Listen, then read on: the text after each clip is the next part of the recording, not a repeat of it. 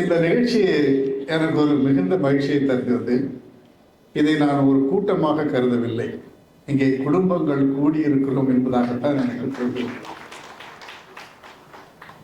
அதிலும் குறிப்பாக சமரசம் இதனுடைய ஆசிரியர் ஐயா அமீன் அவர்கள் பேசிய பிறகு பேசுவதற்கு எதுவுமே இல்லை. அவரிடம் நான் சொன்னேன், அத்தனை செய்திகளை மிகச் செறிவாக அழகாக சொல்லியிருக்கிறீர்கள் என்று அவரை பாராட்டினேன். பொதுவாக நான் ஒன்றை அடிக்கடி சொல்வதுண்டு, மனிதர்கள் சேர்ந்து மட்டுமல்ல சார்ந்தும் வாழ வேண்டியவர்கள் என்று சொல்வதுண்டு. மிருகங்கள் தான் சேர்ந்து வாழ்ந்து கொண்டிருக்கும், ஆனால் ஒன்றை ஒன்று அவை சார்ந்து வாழ்வதில்லை. சார்ந்து வாழ்வதற்கான ஒரு காரணம் என்னவென்றால், அவர்களுக்கு உறவும் நட்பும் தேவையாக இருக்கிறது. ஆகவே சார்ந்து மட்டுமல்ல சேர்ந்து மட்டுமல்ல சார்ந்தும் அவர்கள் வாழ்ந்து கொண்டிருக்கிறார்கள். இந்த மனித சமூகத்தில் நான் அடிக்கடி ஒன்றை சொல்வேன், மனிதத்தில் எப்படி மதம் இருக்கிறதோ அதே போல மதத்தில் மனிதம் இருக்க வேண்டும் என்று நான் சொல்வதுண்டு. மதங்கள் என்பது பல்வேறு தெய்வங்களை சொல்லி நம்மை எல்லாம் பிரிப்பதாக அமையாமல் ஏக இறைவன் என்று சொல்கிற அந்த ஒற்றை சொல்லில் நான் உடன்படுகிறவன். நான் பெரிதும் வழிபடுகிற வணங்குகிற மிரா என்று சொல்லப்படுகிற அரவிந்தர் அன்னை ஒன்றை சொல்வார், இறைவனிடத்தில் நாம் கேட்க வேண்டியது வாழ்க்கை தானே தவிர வாழ்க்கைக்கானவற்றை அல்ல என்று சொல்வார். நன்றாக குறித்துக் கொள்ளுங்கள். இறைவனிடத்தில் நாம் கேட்க வேண்டுவது வாழ்க்கையை தானே தவிர வாழ்க்கைக்கானவற்றை அல்ல என்று சொல்லுகிற போது, வாழ்க்கைக்கானவற்றை தேடி அலைகிற போதுதான் நாம் வாழ்க்கையை இழந்து விடுகிறோம் என்பதை புரிந்து கொள்ள வேண்டும். இன்றைக்கு மன அமைதியை இழந்து தவிக்கிறவர்கள் எல்லோருமே வாழ்க்கைக்கானவற்றை தேடி அலைந்தவர்கள் தான் என்று பார்க்கிற போது, வாழ்க்கைக்கானவற்றை காட்டிலும் வாழ்க்கை தான் மிகவும் முக்கியம்.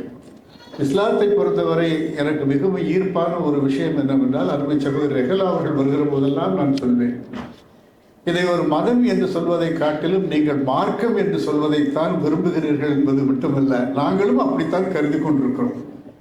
ஏனென்றால் ஏர்வாடியில் இஸ்லாமிய மக்களோடு நான் வாழ்ந்தவன். நான் எப்படி வணங்க வேண்டும் என்பதை காட்டிலும் எப்படி வாழ வேண்டும் என்பதை சொல்லி தந்தவர்கள் நபிகள் நாயகம் அவர்கள். இன்றைக்கு கூட மிக சிறந்த மனிதர்கள் நூற்றுவர் என்கிற ஹார்ட்ஸ் என்கிறவர் எழுதிய ஒரு நூலில் முதலாவதாக நபிகள் நாயகம் அவர்களுடைய பெயர் இருக்கிறது. இன்றைக்கும் அதுதான் இருக்கிறது. ஒரு செய்தியை நாம் குறித்து கொள்ள வேண்டும், அதில் மகாத்மா காந்தியுடைய பெயர் இல்லை.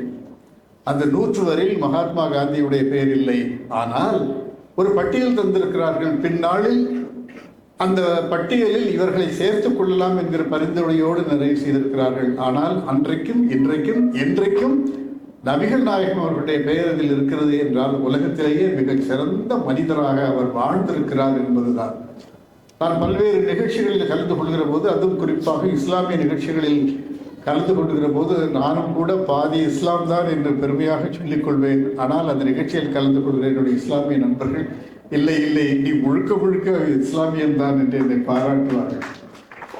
அந்த வகையில் எவ்வண்ணம் வாழ வேண்டும் என்பதை சொல்லித்தந்த மதமாக எனக்கு தோன்றுகிறது. அதிலும் குறிப்பாக அப்துல் ரஹீம் அவர்கள் என்கிற மிகச்சிறந்த எழுத்தாளர், அவர் எழுதிய எண்ணமே வாழ்வு என்கிற அந்த நூலை நீங்கள் எத்தனை பேர் வாசித்திருக்கிறீர்களோ எனக்கு தெரியாது. நான் அதை தோன்றுகிற நேரமெல்லாம் வாசிப்பேன்.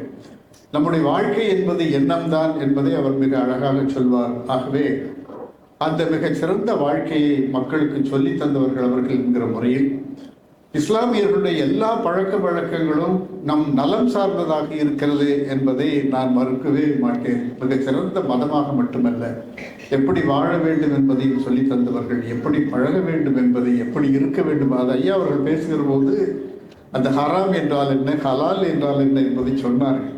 ஹலால் என்றால் நாம் உணவு அசைவ உணவுகளுக்கு மட்டும்தான் நாம் பொருத்தி பார்த்து கொண்டிருக்கிறோமே தவிர, வாழ்க்கையில் கூட எது ஹராம் எது ஹலால் என்பதை சொல்லி தந்திருக்கிறார்கள். அதை ஐயா அவர்கள் மிக அழகாக இங்கே பேசியிருக்கிறார்கள். ஒரு அற்புதமான ஒரு நிகழ்ச்சி. பொதுவாகவே நான் ஒன்றை சொல்வதுண்டு, எல்லோருக்கும் எல்லாமும் என்பதுதான் ஒரு பெரிய செய்தியாக இருக்கிறது. எல்லோரும் எல்லாமும் பெற வேண்டும் என்றுதான் எல்லோரும் சொல்லிக் கொண்டிருப்பார்கள். நன்றாக கவனிக்க வேண்டும், எல்லோரும் எல்லாமும் பெற வேண்டும் என்றுதான் எல்லோரும் சொல்லிக் கொண்டிருப்பார்கள். ஆனால் எல்லோரும் எல்லோரையும் பெற வேண்டும் என்று நான் சொல்லிக் கொள்வேன். எல்லாவற்றையும் பெறுவது என்பது இந்நாளில் மிக சுலபம். ஒரு அரசியல் கட்சியில் சேர்ந்தால் எல்லாமும் பெறலாம்.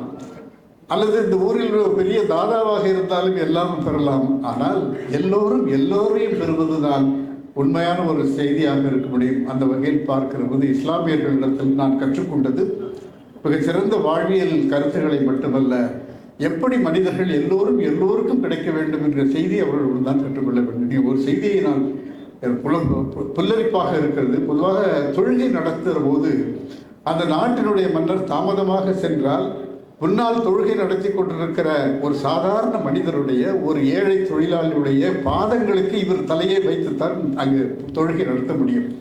அரசர் வந்திருக்கிறார் என்பதற்காக அவரை முதலில் கொண்டு போய் நிறுத்தப் போவதில்லை. அவர் கடைசியாக வந்தால் அவர் தொழுகிற போது அவருக்கு முன்னால் ஒருவர் அவருடைய பாதங்கள் இவருடைய தலையில் படுகிற அளவுக்கு இருக்கும். ஏற்றம் தாழ்வு இல்லாத ஒரு மார்க்கத்தை தருகிற இஸ்லாமியர்களை நான் வணங்குகிறேன். அடுத்த பிறவியில் நான் பிறக்க வேண்டும் என்றால் ஒரு இஸ்லாமியனாக பிறக்க வேண்டும் என்று கூட நான் இருக்கிறேன். நான் இந்த நிகழ்ச்சியில் கலந்து கொள்ள வேண்டும் என்பதற்காக இதை சொல்லவில்லை. அப்படி உணர்வு எனக்கு இருக்கிறது. ஜாதி மதங்கள் இல்லாத ஒரு மதம் என்று ஐயா அவர்கள் சொன்னார்கள். நிச்சயமா கிடையாது. இந்து மதங்களில் ஏகப்பட்ட ஜாதிகள் இருக்கின்றன. ஆனால் இஸ்லாமியர்களின் ஜாதியை ஒரு பிரிவுகள் இருக்கின்றனவே தவிர அதை பெரிய வேறுபாடாக அவர்கள் கருதி கொள்வதில்லை. அந்த வகையில் மிகச்சிறந்த மதமாக நான் கருதுகிறேன். உங்களோடு இந்த நிகழ்ச்சியில் கலந்து கொண்டு நான் மிகுந்த மகிழ்ச்சி அடைகிறேன். ஒரே ஒரு செய்தியை மட்டும் நான் பகிர்ந்து கொள்ள வேண்டும். அண்மையில் திருவள்ளுவர் சிலைக்கு ஒரு மரியாதை செலுத்துவதற்காக அதனுடைய 25வது ஆண்டு விழாவின் போது நாங்கள் சென்றோம். ஏர்வாடியிலிருந்து நான் இங்கு வந்த பிறகு ஏர்வாடிக்கும் எனக்கும் எந்த விதமான தொடர்பு இல்லை. ஏர்வாடி என்கிற பெயரோடு மதியழகன் அவர்களோடும் நண்பர்களோடும் நான் சென்றிருந்த போது நாங்கள் ஒரு 13 பேர் 15 பேர் ஒரு சிறிய காரை ஏற்பாடு செய்து ஒரு வேனை ஏற்பாடு செய்து இருந்தோம். என்னோடு பயின்ற என்னுடைய அருமை நண்பர் கம்பர் அப்துல் காதர் என்பவரும் சல்லாவுதீன் என்கிற ஷாயப்பா என்பவரும் எங்கள் 13-15 பேருக்கு உணவு கொண்டு வந்தார். அவங்களேமா ஆடி போயிருக்கேன். நானாவது ஓரளவுக்கு நலமாக இருக்கிறேன். அவர்கள் இன்னும் ஆடி போயிருக்கிறார்கள். வாஞ்சையோடு அவர்கள் சைக்கிளில் அதை கொண்டு வந்து கொடுத்த அந்த அன்பு தான் இஸ்லாம். அந்த அன்பு தான், அந்த நேயம் தான். நான் பொதுவாக எனக்கு ரொம்ப ஒரு வியப்பாக இருக்கிறது. கவிதை உறவு என்கிற பெயரை எப்படி இந்த அமைப்புக்கு சூடினேன் என்று எனக்கு தெரியவில்லை. அந்த வகையில் உறவையும் நட்பையும் உன்னதமாக போற்றுகிற எனக்கு இந்த நிகழ்ச்சியில் கலந்து கொள்கிற ஒரு பெரிய வாய்ப்பு கிடைப்பதற்காக நான் மகிழ்ச்சி அடைகிறேன். இதில் இந்த நிகழ்ச்சி ஒரு அற்புதமான நிகழ்ச்சி. அத்தாவுல்லா அவர்களின் உள்ளே வருகிற போதே ஆரத்தழி என்னை அணைத்துக் கொண்டார்கள். ஒரு அற்புதமான உறவை நான் பார்க்கிறேன்.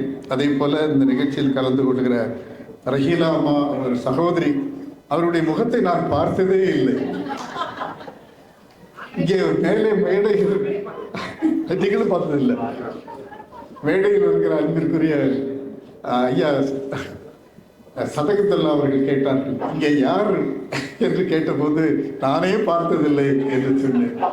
பார்த்ததில்லை என்பது ஒரு பெரிய சிறப்பு. நான் அவருடைய அகம் பார்த்திருக்கிறேன், முகம் பார்த்ததில்லை. வேற எதை பார்க்க வேண்டி இருக்கிறது? ஆகவே அப்படிங்களாத அந்த சகோதரி, அதே போல எங்கள் மேடையில் அமர்ந்திருக்கிற சதகத்துல்லா அவர்கள் ஒரு உயர்ந்த பதவியில் இருந்தவர். ரிசர்வ் வங்கியினுடைய ஒரு பெரிய பதவி. அவர் தான் நம்பர் 1. ஒரு 4-5 மாநிலங்களுக்கு உரிமையாளர் அவர். அத்தனை எளிமை, இதை விட எளிமையாக யாரும் இருக்க முடியாது என்பதற்கான ஒரு அடையாளம். அவருக்கு நான் ஒன்றை சொல்லி இருக்கிறேன். நண்பர்களால் எதை பெறுவோம் என்று கேட்கிற போது நண்பர்களால் நண்பர்களை பெறுவோம் என்று நான் அவர்கள் சொல்வேன். பொதுவாக எந்த துறை சார்ந்தவர்களாலும் அந்த துறை சார்ந்தவர்களை எப்படி பயன்படுத்திக் கொள்வது என்று எல்லோரும் யோசித்துக் கொண்டிருப்பது பயன் கருதாது பண்பு நலம் பாராட்டுகிற ஒரு அற்புதமான ஒரு நட்பினை அவருக்கு நாங்கள் பெற்று தந்திருக்கிறோம். அதே போல எதிரே அமர்ந்திருக்கிற ரேணுகா அவர்கள் மணிமேகலை சித்தாரம் மிக சிறந்த எழுத்தாளர், பேச்சாளர். என்னுடைய அன்பு மகள் ஸ்ரீதேவி அவர்கள் உணவிட்டவர்களை எப்போதும் போற்ற வேண்டும் என்பார்கள். அவரும் எனக்கு உணவிட்டவர் தான். கரோனா நேரத்தில் தினசரி உணவு கொடுப்பார். அதே போல் இங்கே வந்திருக்கிற மலர்குடியை சேர்ந்த ஸ்ரீனிவாசன் அவருடைய துணைவியார் மதியழகன், திருமதி மணியழகன், மேடையில் அமர்ந்திருக்கிற ஏனைய பெருமக்கள், இந்த நிகழ்ச்சியை மிக அற்புதமாக தொகுத்து வழங்கி கொண்டிருக்கிற பொதிகை அமீன் அவர்கள். இப்படி ஒரு நல்ல ஒரு அரங்கம், நிறைய பேச வேண்டும் என்று தோன்றுகிறது என்றாலும் கூட அடுத்து வருகிறவர்களும் பேச வேண்டும். அது மட்டும் இல்லாமல் உணவும் ஆறி போய்விடக்கூடாது. இது போன்ற நட்பு நமக்கு எப்போதும் தொடர வேண்டும். மதங்களை மறந்து மாச்சரியங்களை எல்லாம் துறந்து நாம் எல்லோரும் நண்பர்களாக ஏக இறைவனை வணங்குகிற ஒரு நிலையில் நம்மை வைத்துக்கொண்டு நட்பு பாராட்டுவோம், அன்பு பாராட்டுவோம். இது போன்ற சந்திப்புகள் அடிக்கடி நிகழட்டும். ஒரு அறிஞர் ஒன்றை சொல்லுவார்கள், எந்த ஒரு சமூகத்தில் அரசியல் அல்லாத மற்ற சந்திப்புகள் நிகழ்கின்றனவோ அந்த சமூகம் வளர்ந்து கொண்டிருக்கிறது என்று சொல்வார்கள். உங்களை எல்லாம் பார்க்கிற போது இது ஒரு அரசியல் கூட்டமாக இருந்தால் குடித்து போகிற போது எத்தனை பேர் இறந்து போயிருப்பார்கள் என்று சொல்ல முடியாது. ஆனால் போகிற போது மனநிறைவோடும் நிம்மதியோடும் நாம் செல்கிறோம் என்றால் ஒரு நல்ல சந்திப்பை நாம் பார்த்திருக்கிறோம், நல்ல மனிதர்களை சந்தித்திருக்கிறோம். இது போன்ற அனுபவங்களை பெறுவதற்காக நம் ஆயுள் நீளட்டும் என்று வாழ்த்தி மீண்டும் நன்றி தெரிவித்து விடைபெறுகிறேன். நன்றி, வணக்கம். இந்த நிகழ்ச்சியில் ஒரு பெரிய சிறப்பு, வள்ளுவர் அவர்கள் கலந்து விடுகிறார்கள். வள்ளுவர் அவர்களை எல்லோரும் மறந்துவிட்ட போது நானும் சற்று மறந்துவிட்டேன். ஆனால் பெருங்கவிக்கோ அவர்கள் தொடக்க காலத்தில் இந்த கவிதை உறவு நிகழ்ச்சிகளில் பங்கெடுத்துக் கொண்டது மட்டுமில்லாமல் உலகெங்கும் என்னை அழைத்து சென்றவர். அவர் இன்னொரு இஸ்லாமியர் என்று கூட சொல்ல வேண்டும். அந்த அளவுக்கு ஒரு இஸ்லாமியர் கல்லூரியிலே பள்ளியிலே பயின்றவர். இஸ்லாமியர்கள் ஏராளமான நண்பர்கள் அவருக்கு இருக்கிறார்கள். ஆகவே எங்கள் நட்பு வட்டம் பெரிது. அதே போல இந்த நிகழ்ச்சியில் கலந்து கொண்ட அவ்வை அருள் அவர்கள் அவ்வை நடராஜன் அவர்களை போலத்தானே நான் உணர்கிறேன். ஒரே ஒரு வித்தியாசம், அவ்வை அருள் அவர்கள் அவ்வை நடராஜன் அவர்களுடைய மெகா சைஸ் என்று சொல்லலாம். இந்த அத்தாவுல்லா அவர்கள் அவருடைய பக்கத்தில் என்னை அமர வைத்த போது நான் பயந்தேன். பொதுவாகவே நான் ஒரு மெலிந்த திரேகம் உள்ளவன். அவர் பக்கத்தில் இருக்கிற போது இன்னும் மெலிந்து இருக்கிறீர்களே என்று யாராவது கேட்டுவிடக்கூடாது என்கிற பயம் எனக்கு இருக்கிறது. அந்த வகையில் ஒரு அற்புதமான பொழிவரை ஆற்றி அமர்ந்திருக்கிறார்கள். எல்லோருக்கும் என்னுடைய அன்பான வணக்கத்தையும் மகிழ்ச்சியை தெரிவித்து விடைபெறுகிறேன். நன்றி.